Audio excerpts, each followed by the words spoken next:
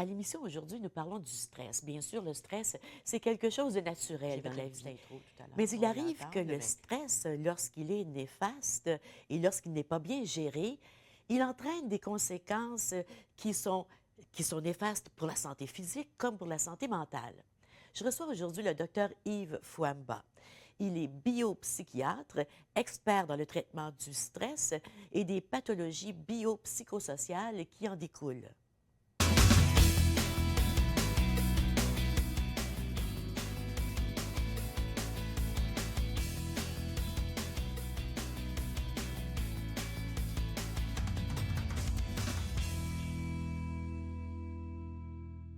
C'est un très grand plaisir pour moi de recevoir aujourd'hui le docteur Yves Fouamba. Ça fait longtemps que je voulais le recevoir. Bonjour, docteur Fouamba. Merci beaucoup d'être ici. Bonjour Madame Gratton. C'est vraiment un plaisir. J'ai lu beaucoup sur ce que vous faites et puis je trouve ça fascinant. Vous nous faites dire des grands mots aussi, hein, les pathologies biopsychosociales. Là. On n'entend pas ça souvent, puis biopsychiatre. Euh, c'est quoi un biopsychiatre? Un biopsychiatre, d'abord, merci de m'avoir invité, Ça fait Madame Gratton. plaisir. C'est vraiment un très très grand plaisir de me retrouver face à vous et dans votre studio. Bien, le plaisir, c'est réciproque. Merci beaucoup. Et pour revenir à la biopsychiatrie, c'est une autre approche de la psychiatrie. C'est que la psychiatrie, c'est une approche clinique, alors que la biopsychiatrie, c'est une approche neurobiologique et physiopathologique. Donc, dites-moi ça dans des mots que je peux comprendre. Voilà, pour faire simple, c'est qu'un psychiatre, c'est un clinicien qui est face aux patients qui sont affectés par des troubles psychiatriques, alors un biopsychiatre, c'est un chercheur D'accord, qui est enfermé dans son petit laboratoire d'accord. et qui essaye de regarder de manière physiopathologique, je veux dire, qui essaye de regarder les mécanismes qui sont à la base des signes et symptômes qu'on retrouve dans différents troubles psychiatriques.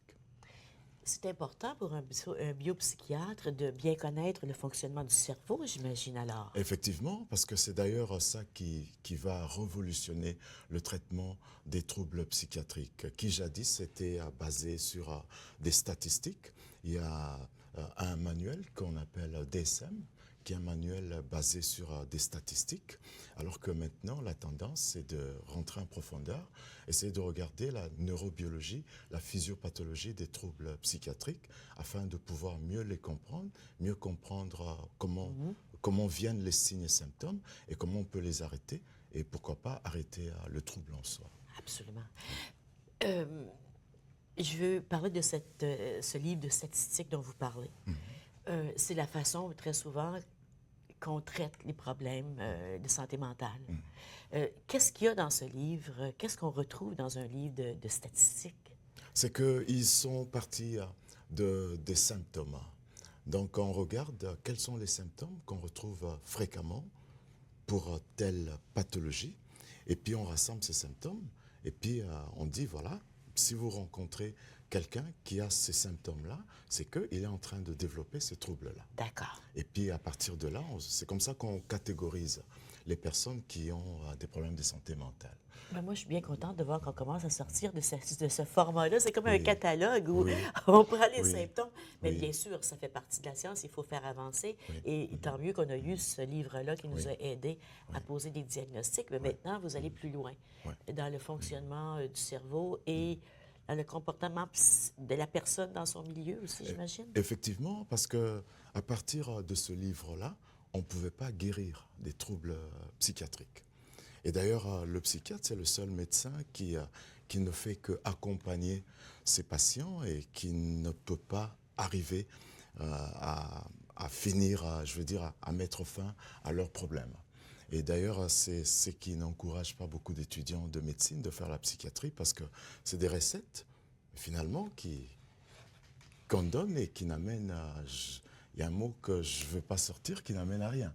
Parce que c'est ce qui fait que la plupart des patients qui sont affectés par des troubles psychiatriques se tournent vers d'autres expériences. Voilà. Et ça, c'est un problème de santé publique. Oui. Je vais vous donner un exemple. Quelqu'un qui a la dépression Et puis, bon, aujourd'hui, je vais plus parler de l'état de stress post-traumatique. Oui, on va parler du stress Voilà. post-traumatique parce qu'on sait que on en parle beaucoup, beaucoup ces temps-ci, mais ça peut s'appliquer à d'autres situations. Alors, parlez-moi de Effectivement. cet exemple. Voilà. Donc, quelqu'un qui a la dépression, par exemple, et puis à qui on donne des antidépresseurs, et qui se rend compte que sa situation ne s'améliore pas. Et puis, à un moment donné, on lui parle d'autres expériences.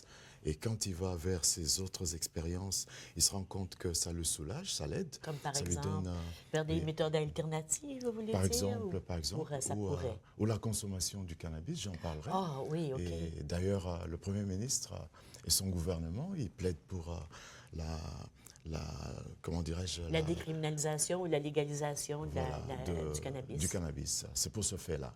Et donc, quand ils sont partis vers le cannabis, la consommation du cannabis, ils ne retournent plus dans le traitement classique. Et ça fait que pour le clinicien qui a prescrit ce médicament, il y a ce qu'on appelle la compliance. La compliance diminue, c'est-à-dire le patient abandonne le traitement classique. Et donc, il n'y a pas d'adhérence, il n'adhère pas au traitement. Et ça, c'est un grand danger parce qu'on ne peut pas le contrôler dans d'autres expériences. On peut mieux le contrôler dans le traitement classique. Et là, parce qu'on sait qu'avec ce traitement, il y a telle évolution, il y a tel progrès. Et puis, Alors, mais la personne qui se tourne vers le cannabis et qui trouve un certain soulagement et qui se rend compte que ça va mieux dans sa vie, euh, vous étudiez ces phénomènes?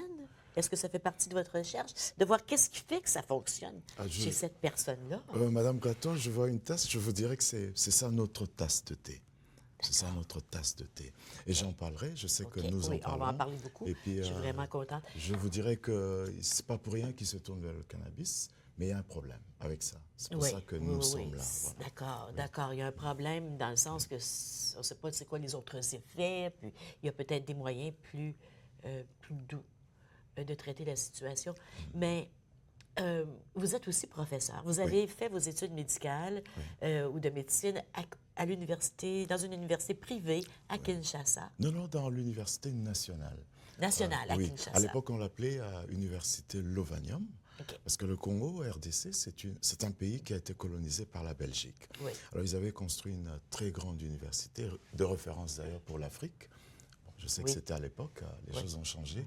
Et c'est dans cette université, à notre époque, on ne l'appelait plus l'Université Lovanium, on l'appelait l'Université de Kinshasa. D'accord. C'est là que j'ai fait mon premier cycle d'études de médecine.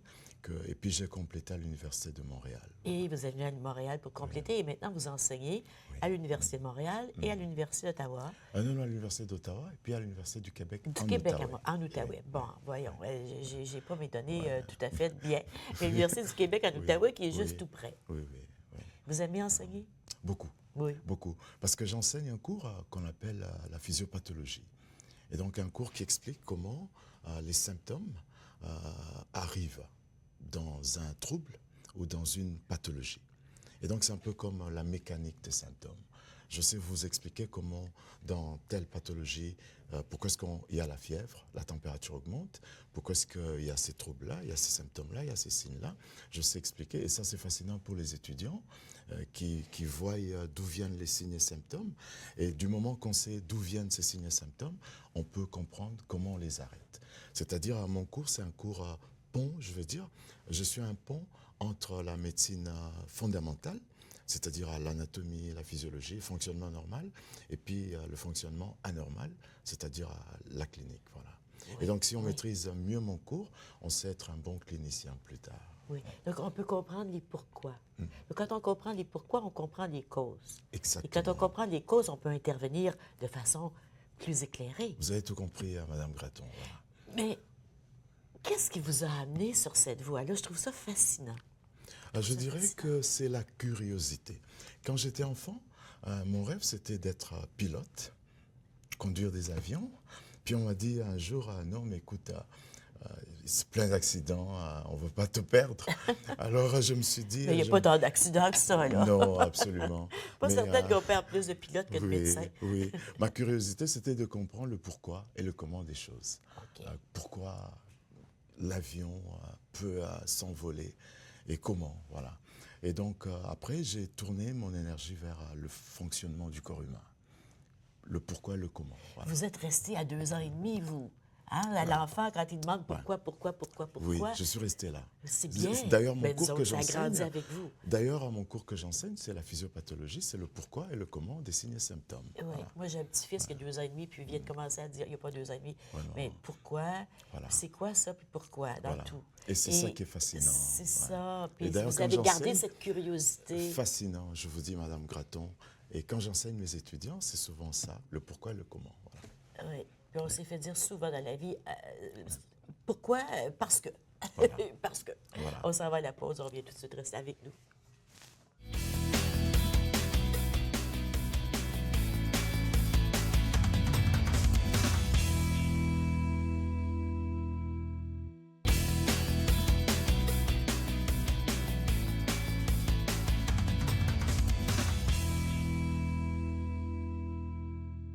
Je suis en compagnie du docteur Yves Fouamba. Il est biopsychiatre. Il fait de la recherche pour tenter de trouver les causes de certaines pathologies, des pathologies qui sont associées au stress. Et qui entraînent, bien sûr, le stress peut entraîner toutes sortes de problématiques dans la vie. Mais c'est quoi le stress? C'est normal d'avoir du stress. C'est Tout normal. le monde en a. Oui, c'est normal, mais c'est pas normal à la fois. Voilà, je OK. vais m'expliquer. OK. C'est que le stress, c'est une réponse du corps humain. Une réponse du corps humain lorsqu'il y a une situation imprévue, lorsqu'il y a un manque de contrôle, lorsqu'il y a une nouveauté, ou alors lorsqu'il y a une menace pour la vie. Et donc, c'est une réponse du corps humain. Et cette réponse, sur le plan biologique, se manifeste en 3 phases. Il y a la première, c'est la phase d'alerte. Au cours de cette phase d'alerte, on essaye de mobiliser l'énergie. Et la deuxième phase, c'est la phase de résistance. Dans cette phase, on essaye d'utiliser l'énergie qu'on a mobilisée dans la phase d'alerte. Puis finalement, c'est la phase d'épuisement lorsque le stress traîne dans le temps. Et on épuise le stock d'énergie à ce moment-là. C'est à ce moment-là que le stress n'est plus bon. Et donc, on va dire que le stress est un dispositif naturel, biologique, qui est là pour nous aider. Et vous entendrez dire pour nous aider à fuir, ou alors à résister, Oui. à lutter, On dit ou en alors à anglais faire le fight or mort. flight en anglais. Hein. Voilà, fight, flight et freeze. Ou alors faire semblant de mourir. Voilà. OK. Et donc, nos ancêtres, les premiers êtres qui étaient sur la Terre, c'est ce dispositif-là qui les aidait à fuir lorsqu'ils rencontraient des animaux féroces. Et maintenant, on est en ville, il n'y a plus d'animaux féroces, mais je vais vous expliquer que il n'y a plus d'animaux féroces, mais les humains peuvent devenir, Il y a des fois qui sont pires. voilà, pires Il y a que ces animaux-là. des êtres, Voilà. des êtres humains, pareil. Voilà. Présentement sur la planète, je ne sais même pas s'ils méritent le nom d'être humain, mais dans leur comportement, c'est pas humain, dans certains comportements qu'on voit présentement. Je sais que dans certaines sociétés, il y a plus de gens stressés. Comme je disais que en Amérique du Nord, surtout aux États-Unis, les gens sont beaucoup plus stressés que dans d'autres pays de l'Occident. Et il y a des pays où les gens sont pauvres, mais n'ont pas le stress que nous avons ici. De quoi les gens ont-ils peur? Pourquoi on se sent toujours en danger? C'est parce que je vous ai dit tout à l'heure, Ginette, Oui. je vous ai dit ça tout à l'heure, c'est que le stress est un dispositif Oui. naturel, biologique, naturel, mais qui est enclenché lorsqu'il y a une menace pour la vie. Évidemment, on va dire qu'on ne se sent pas trop menacé en ville et puis dans notre pays, mais il y a aussi la nouveauté. Alors on peut être ici et puis on travaille à un endroit, mais il y a de temps en temps des imprévus. Il y a de temps en temps des nouveautés. L'homme, c'est le seul être qui prend plus de temps à la nouveauté, qui ne veut pas changer. On n'est pas rapide pour changer nos comportements. Je vais vous donner un exemple.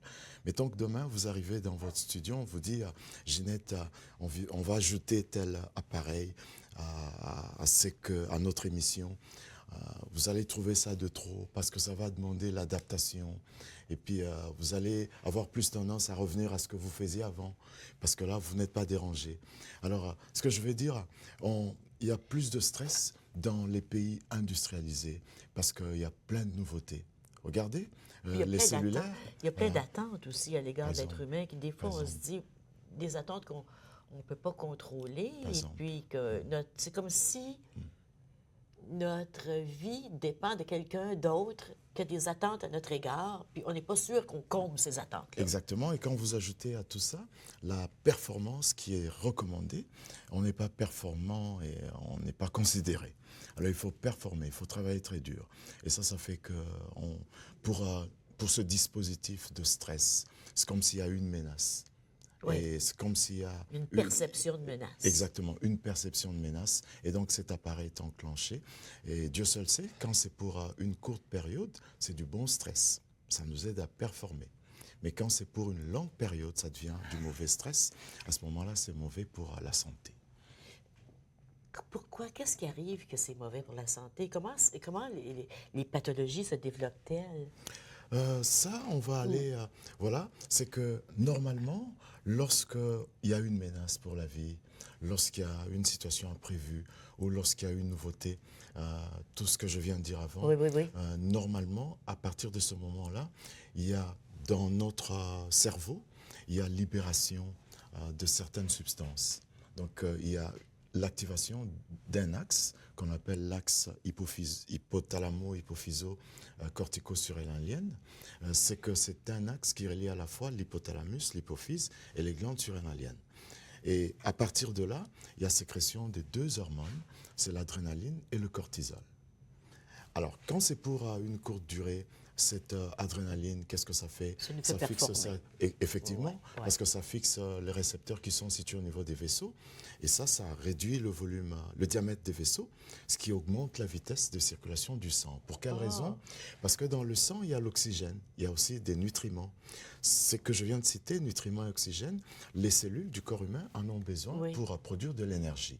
Et donc, lorsqu'on vit une situation menaçante pour la vie et que l'on veut fuir, on va fuir avec ses muscles. Et donc, c'est le muscle du corps humain qui vont nous aider soit à fuir, soit à lutter. Okay. Et pour ce faire, ces muscles doivent se contracter. Pour se contracter, ces muscles ont besoin de l'énergie. Et cette énergie est puisée dans ce que le sang nous rapporte. Je veux dire l'oxygène et aussi les nutriments. Et c'est pour ça, lorsqu'on fait face à une menace et que le dispositif du stress est enclenché, on accélère la vitesse de circulation du sang pour amener rapidement ces nutriments et l'oxygène aux cellules musculaires et pour leur permettre d'avoir de l'énergie afin de se contracter. Et cette contraction nous aide à fuir ou à lutter. Voilà. Et maintenant, quand c'est pour une courte durée, c'est bon. Et la noradrénaline ou l'adrénaline qui est sécrétée, comme je disais, qu'il y a deux hormones, l'adrénaline et puis le cortisol, cette adrénaline aussi fixe ses récepteurs au niveau du cœur, ce qui augmente les battements du cœur. Pourquoi les battements du cœur? Pour que le cœur envoie le sang vite. Pourquoi on augmente la vitesse de circulation du sang? Le cœur envoie vite le sang et les vaisseaux drainent vite le sang et les cellules reçoivent. Et c'est pour ça, c'est bon pour un temps, parce que ça nous aide à fuir ou à résister. Malheureusement, quand ça dure longtemps, ça devient pas bon.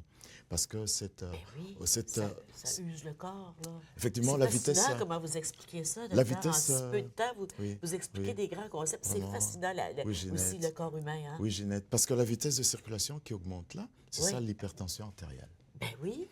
Et donc, le cœur devra alors battre plus vite, ce que je viens de dire tout à l'heure. Et donc, le cœur qui bat vite va se fatiguer aussi, vite. Oui. Et la fatigue du cœur, c'est ce qu'on appelle l'insuffisance cardiaque. Oui. Donc, vous me voyez venir. Donc, il y a d'abord l'hypertension artérielle qui peut venir. Si un stress traîne dans le temps, il y a aussi l'insuffisance du cœur qui va arriver parce que le cœur va se fatiguer. Et quand le cœur se fatigue, il ne pourra pas envoyer le sang plus vite. Et donc, dans le sang, il y a l'oxygène, il y a les nutriments. Ils ne vont pas arriver aux cellules du cœur. Et donc, ces cellules vont mourir. C'est ce qu'on appelle infarctus du myocarde. Et donc, je peux en citer beaucoup, mais il n'y avait pas que l'adrénaline, il y a aussi le cortisol. Et le cortisol amène aussi beaucoup de problèmes que je pourrais dire si vous me laissez le temps. Voilà. Oui, allez-y. Le cortisol, je sais, moi j'ai des amis qui ont des taux de cortisol très, très élevés. Je vais vous dire... je sais que ça leur cause plein de problèmes, l'ostéoporose, des problèmes... Vous avez tout compris, Ginette, parce que le cortisol, déjà au niveau de l'estomac, le cortisol va augmenter la production de l'acide chlorhydrique, l'acide qu'on retrouve dans l'estomac, ce qui va entraîner la sensation de brûlure. Regardez, les gens qui sont tout le temps stressés vont se plaindre des brûlures de l'estomac. Justement. Et si ça continue, ça peut entraîner des ulcères, des plaies dans l'estomac. Tu sais, on dit souvent, ah, c'est le stress. Les gens vont dire, ah, c'est le stress qui cause ça, c'est le stress qui cause ça. Voilà. Bien, vous nous l'expliquez, là, puis là, on comprend Voilà. Et le cortisol augmente aussi le taux de sucre dans le sang. aussi. C'est ça qui va amener, en même temps qu'il augmente le taux de sucre dans le sang, en même temps, il diminue la production de l'insuline. Et donc ça nous conduit droit vers le diabète. Et donc, quelqu'un qui est exposé aux situations menaçantes pour sa vie et qui développe beaucoup de stress, c'est quelqu'un qui va développer à la longue, si ça traîne dans le temps, qui va développer l'hypertension artérielle, qui va développer l'insuffisance cardiaque, qui va développer le diabète. Et je vais vous dire une chose, lorsque le cœur se fatigue, l'insuffisance cardiaque, ça peut fatiguer aussi les reins. Parce que les reins reçoivent le sang du cœur. Mais oui, ils doivent nettoyer. Exactement. Et quand le cœur se fatigue et qu'il n'envoie plus beaucoup de sang au cœur, aux reins, les reins, ne recevant pas beaucoup de sang, vont se fatiguer et c'est l'insuffisance rénale. Voilà. Mais là, il faut aller à la pause. On revient. Je trouve ça fascinant. Restez avec nous.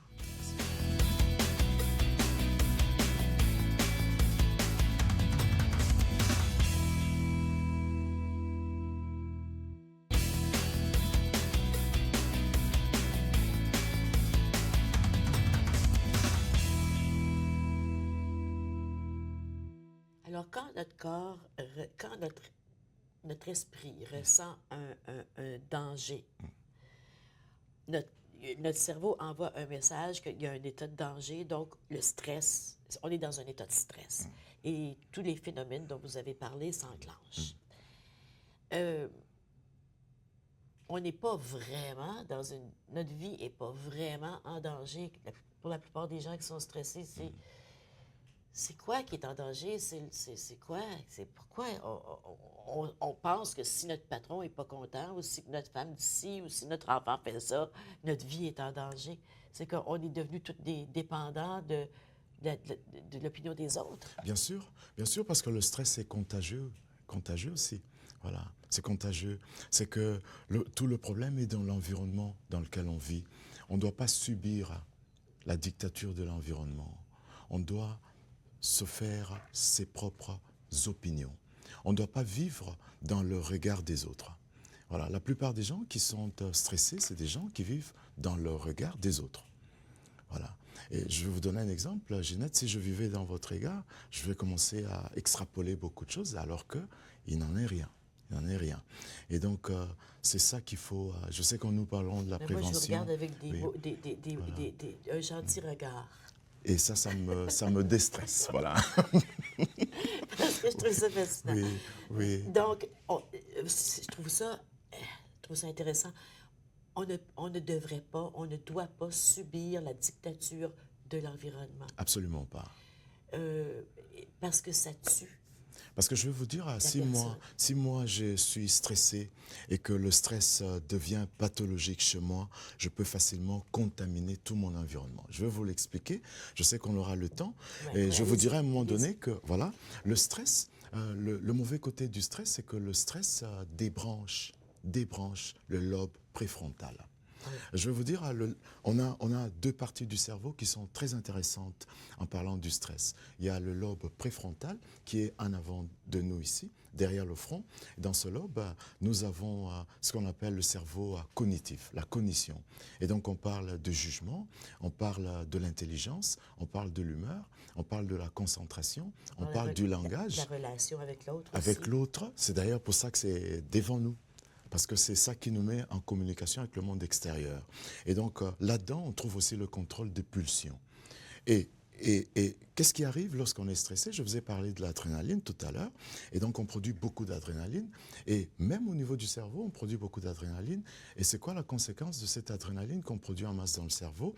Cette adrénaline va fixer ces récepteurs qui sont situés au niveau des neurones qu'on appelle les neurones sérotoninergiques. Et donc, je viens de dire un mot, c'est les neurones qui sécrètent la sérotonine, qui sont au niveau du cerveau. Et lorsque l'adrénaline fixe ces récepteurs qui sont sur les neurones qui produisent la sérotonine, automatiquement, ça arrête la production de la sérotonine. Et quand on arrête la production de la sérotonine, ça éteint le lobe préfrontal. Et donc, c'est comme un débranchement du lobe préfrontal. Ça veut dire quoi? Ça veut dire, techniquement, qu'on perd le jugement. Ça veut dire techniquement que l'intelligence diminue et on perd le langage. Regardez, les gens qui sont tout le temps stressés, ils parlent moins. Et puis, on perd la concentration, on perd le contrôle des pulsions et on devient de mauvaise humeur. Et c'est pour ça le stress a un impact très négatif. Je parle du stress qui dure dans le temps, un stress chronique, a un impact très très négatif chez les adolescents et chez les enfants. Oui, parce que on attend des enfants, on attend de nos enfants qui performent à l'école. Et pour performer à l'école, on a besoin des 3 outils. L'intelligence, le jugement, c'est que le prof nous dit, et la mémoire. Et j'ai oublié aussi de dire que c'est le siège de la mémoire aussi. Oui. Et ça fait que, et même la concentration. Un enfant qui est tout le temps stressé, c'est un enfant qui va être débranché, dont le lobe préfrontal va être débranché, éteint. Et donc, c'est un enfant qui va perdre le jugement, qui va perdre l'intelligence, qui va perdre la concentration, qui va perdre l'humeur. Il va perdre le sens de qui il est aussi. Et donc, il est porté à échouer. Et quand il échoue, il est dévalorisé. Et puis finalement, il fuit l'école. Oui. Il fuit l'école parce qu'il va se dire, c'est plus ma place. Voilà. Et ce que vous dites, c'est que dans le cas des enfants et des jeunes, puis on sait que les problèmes de santé mentale sont en augmentation de façon fulgurante chez les enfants et chez les adolescents, et des enfants aussi jeunes que 4 ans qui souffrent de dépression, c'est causé par l'environnement. L'environnement. Et le regard qu'on porte sur eux. Les parents vont trop demander à leurs enfants parce qu'ils vont se prendre un modèle. Un parent qui est médecin voudrait que ses enfants deviennent des médecins.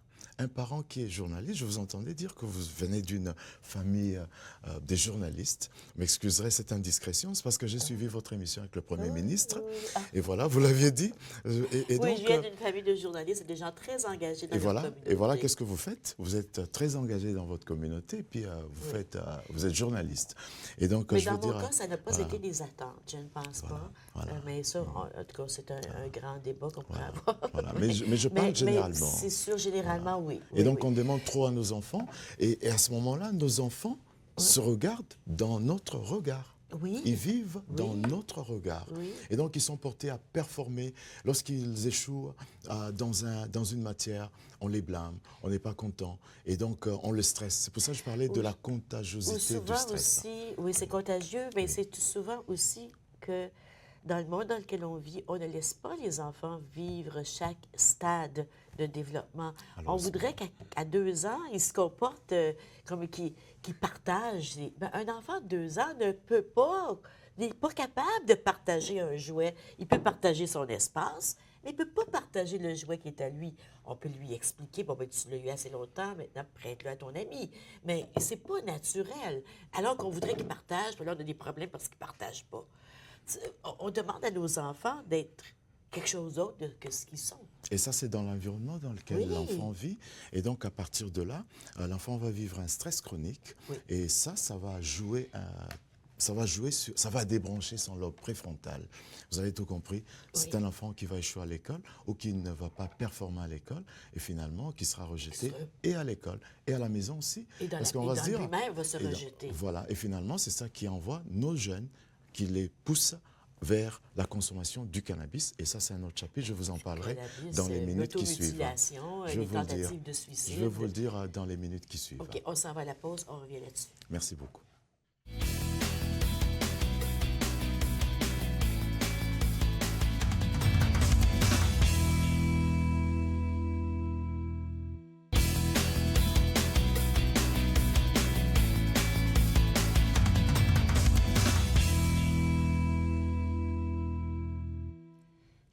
Du docteur Yves Fouamba. Il est biopsychiatre et il travaille sur la recherche sur le stress et les pathologies biopsychosociales qui sont liées au stress. Et vous, bien sûr, il y a des innovations dans ce domaine-là. Vous allez nous en parler bientôt aussi. Vous enseignez aussi à l'Université d'Ottawa et à l'Université du Québec en Outaouais. Vous avez fait vous avez fait vos études à l'Université de Kinshasa. Et ensuite, vous avez terminé à l'Université de Montréal. Et là, on a le grand plaisir de vous avoir ici à Ottawa avec nous. Merci, Ginette. Le cannabis, vous en avez parlé à quelques reprises. Pourquoi vous en parlez beaucoup? Est-ce que ça a des effets sur le cerveau et sur le stress? Oui, parce que je vous ai parlé du stress, Ginette. Je compare ça souvent dans mes conférences ou dans mes enseignements avec les pédales d'une auto. Alors, on a une pédale pour accélérer et puis on a une pédale pour freiner. Alors, le stress nous amène à accélérer. Parce que la noradrénaline, un peu ce que je disais tout à l'heure, nous amène au final la contraction des muscles, ce qui nous permet de fuir ou alors de lutter. Mais fuir, lutter, on parle de la vitesse. Fuir, on doit se déplacer, on doit aller plus vite. Mais s'il n'y avait pas une pédale qui nous aiderait à freiner, on frapperait le mur. C'est ça, on tout se le temps. tomberait dans la rivière. Tout le temps. Ou on frapperait le mur. Oui. Tout le temps. Alors, il y a une pédale qui nous aide à freiner. Cette pédale, c'est le cannabis. Et dans chaque être humain, que vous le fumez, que vous ne le fumez pas, il y a de manière naturelle du cannabis. On l'appelle le cannabis endogène. Et ce cannabis endogène, c'est ça la pédale de frein qui nous aide lorsqu'on accélère, c'est-à-dire on vit un stress important, et c'est cette pédale, le cannabis endogène, qui nous aide à freiner. À freiner. Et de cette façon-là, ça nous permet de rester en équilibre. Mais alors, c'est quoi le problème? C'est que lorsqu'on vit beaucoup de stress, tout à l'heure je parlais de l'environnement, on vit dans un environnement où il y a beaucoup de stress, et donc on est porté à accélérer tout le temps, et donc on sera aussi porté à freiner tout le temps. Ce qui fait que la bouteille du cannabis va finalement s'épuiser. En s'épuisant, je dis ça de manière simple, mais si vous venez dans mes conférences, je le dirais de manière scientifique. Mais ça, c'est une émission, je le veux une émission de sensibilisation, de vulgarisation. Oui, alors, c'est que si on compare ça à une bouteille qui se vide, à partir de ce moment-là, il n'y a plus de cannabis. Et donc, on est porté à aller chercher du cannabis à l'extérieur. Un peu comme une auto, dont le gaz finit, on est porté à aller à la station d'essence, de gaz, pour remplir à nouveau. C'est ça tout le problème. C'est que lorsque le cannabis endogène, c'est-à-dire intérieur, se vide, on est porté à aller chercher du cannabis à l'extérieur. Et donc, on est porté à s'acheter du cannabis, à fumer ou à le consommer. Pourquoi? Pour aller remplacer ce qu'on a vidé de l'intérieur. Est-ce que c'est la même chose avec l'alcool? L'alcool, ça c'est autre chose. L'alcool, c'est qu'on est porté à l'alcool pour deux raisons.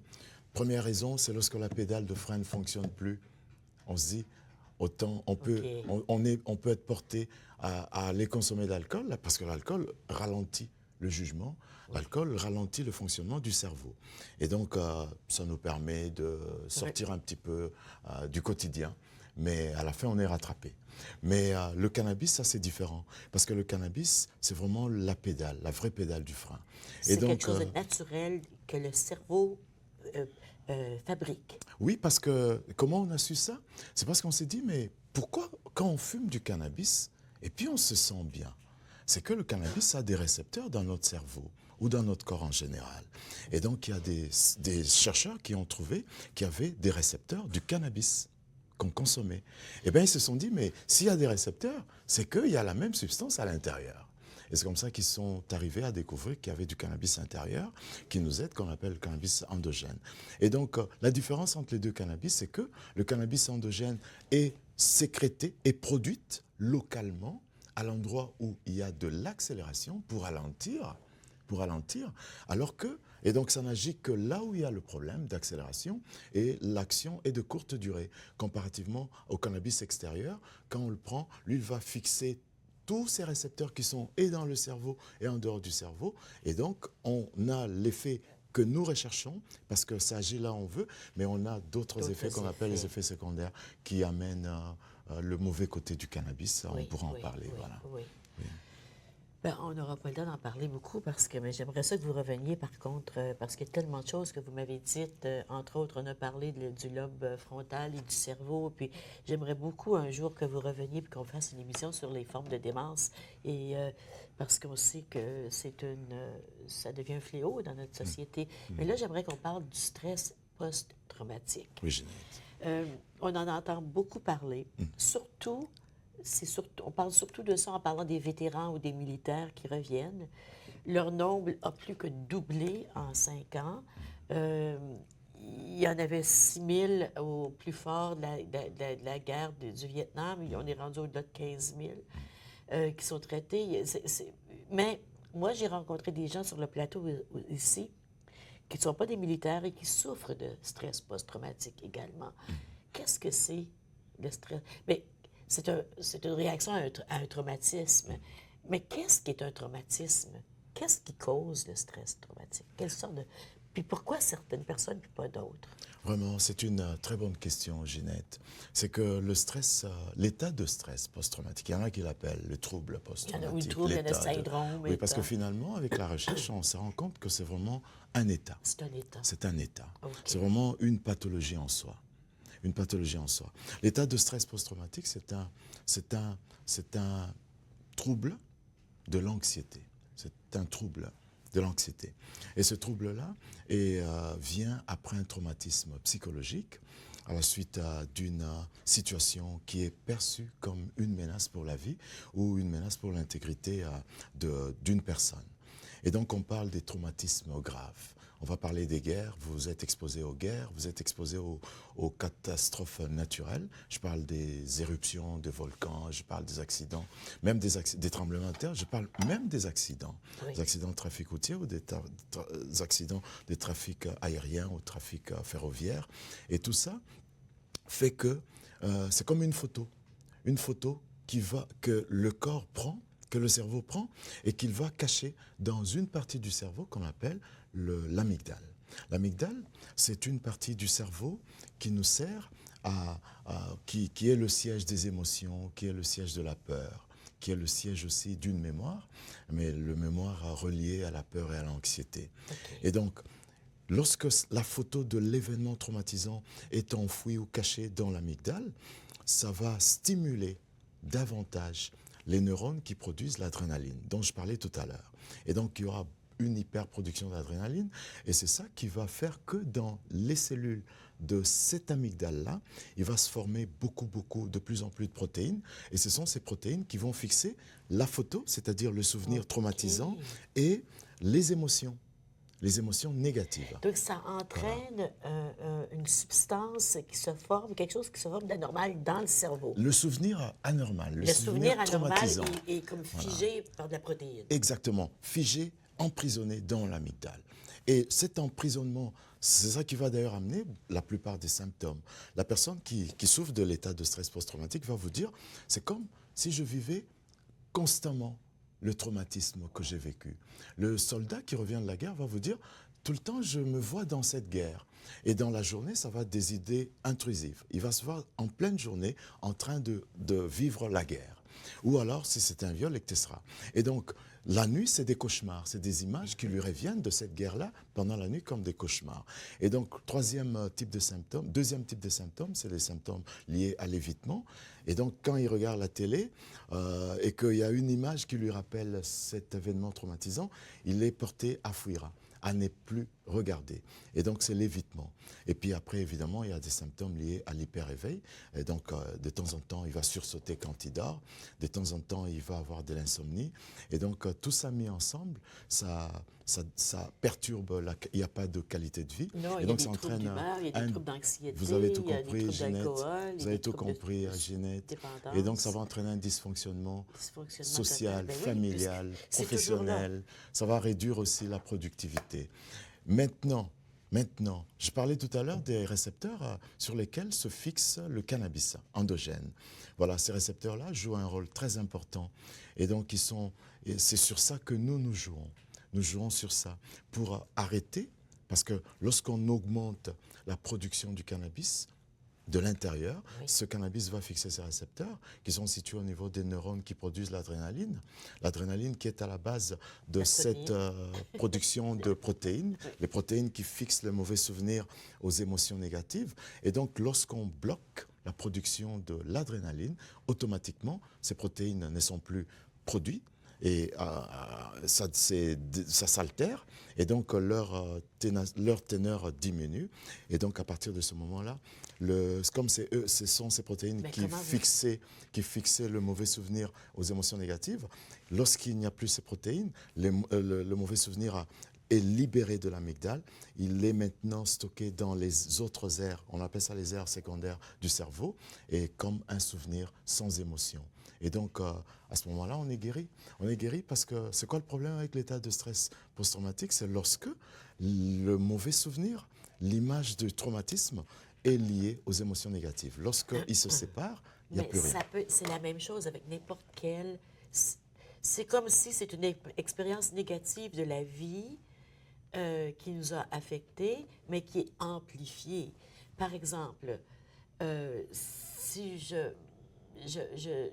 si je suis témoin d'un accident et puis je vois des cadavres sur la rue en retournant au travail, à la maison ce soir, ça peut entraîner un effet comme celui-là. Effectivement, on aura cette image-là Oui. constamment On dans le n'appellera pas cerveau. ça de stress post-traumatique, on va appeler ça des images du passé, je sais Effectivement, effectivement, mais le problème avec l'état de stress post-traumatique, c'est parce qu'il y a une perception d'une menace pour la vie D'accord. ou pour l'intégrité Oui. de la personne. OK. C'est parce que je suis à la guerre et puis je vis ça, on tire partout, j'ai peur de perdre ma vie. Je suis dans un avion et puis qui fait un accident et puis j'ai eu peur de perdre ma vie. Et on me viole et puis je sens que je perds l'intégrité, mon intégrité Oui. physique, psychique, etc. Et donc l'image du violeur, de l'agresseur, l'image de l'accident, c'est ça qui va rester figé dans mon amygdale, qui va rester emprisonné parce que collé aux émotions négatives par ces Oui. protéines-là. Oui, je comprends Et c'est bien. ça la pertinence du traitement. Voilà. Ça peut aussi, j'ai rencontré une dame une fois qui vivait beaucoup de stress post-traumatique euh, à cause de ce qu'elle avait vu. Elle était allée dans un village en Afrique, puis elle avait vu une façon de vivre que pour elle, c'était comme... Elle s'imaginait pas que ça pouvait exister. Effectivement, parce C'est que pas que c'était pas correct, c'était complètement contraire à ce qu'elle s'imaginait être la vie.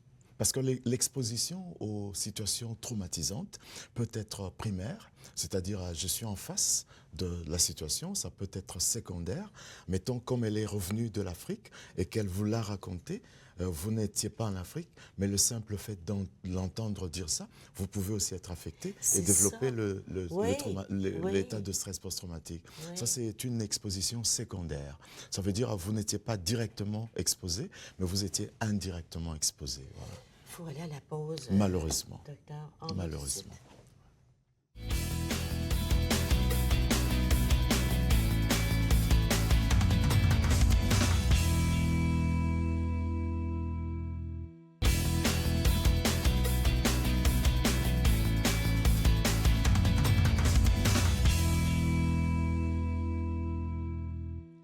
Docteur Fouamba, à la clinique anti-biostress, c'est comme ça que ça s'appelle, hein?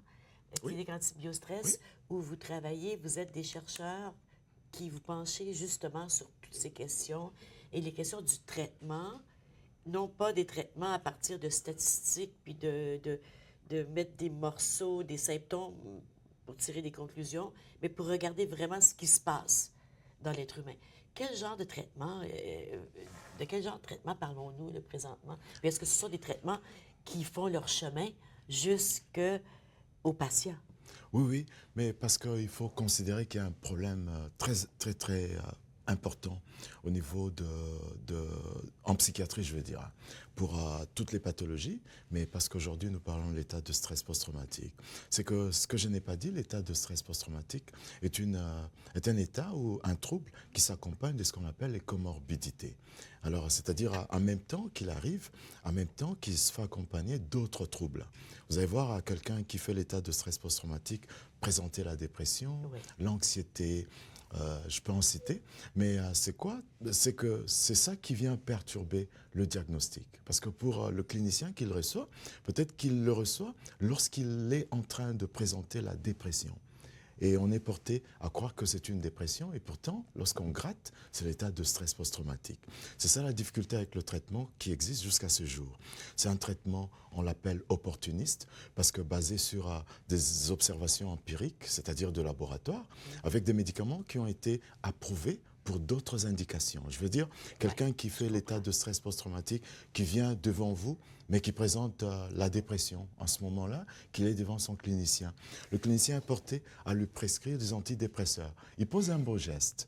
Malheureusement, ce n'est pas la dépression, là. C'est une dépression, c'est comme un arbre qui cache la forêt. Vous savez, vous dites ça, puis ça me rappelle, mon conjoint est décédé d'une forme de démence, une démence frontotemporale, dans ce que vous avez appelé tantôt, ce que vous nous avez dit avec le préfrontal. Préfrontal, oui. Et il avait été traité plus tôt pour une dépression, alors qu'il n'était pas déprimé du tout, parce qu'il comportait tous les symptômes d'une dépression. Malheureusement, Jusqu'à ce que je dise, ça suffit. c'est à partir de ce moment-là que beaucoup de patients qui souffrent de l'état de stress post-traumatique, ils ne retrouvent plus leur place dans le traitement classique. Et ils sont portés à aller faire vivre d'autres expériences. Et tout à l'heure, je parlais du cannabis. Et il y en a qui prennent du cannabis et qui voient que leur état s'améliore beaucoup plus vite qu'avec le traitement classique. C'est à partir de là que Antibiostress est parti.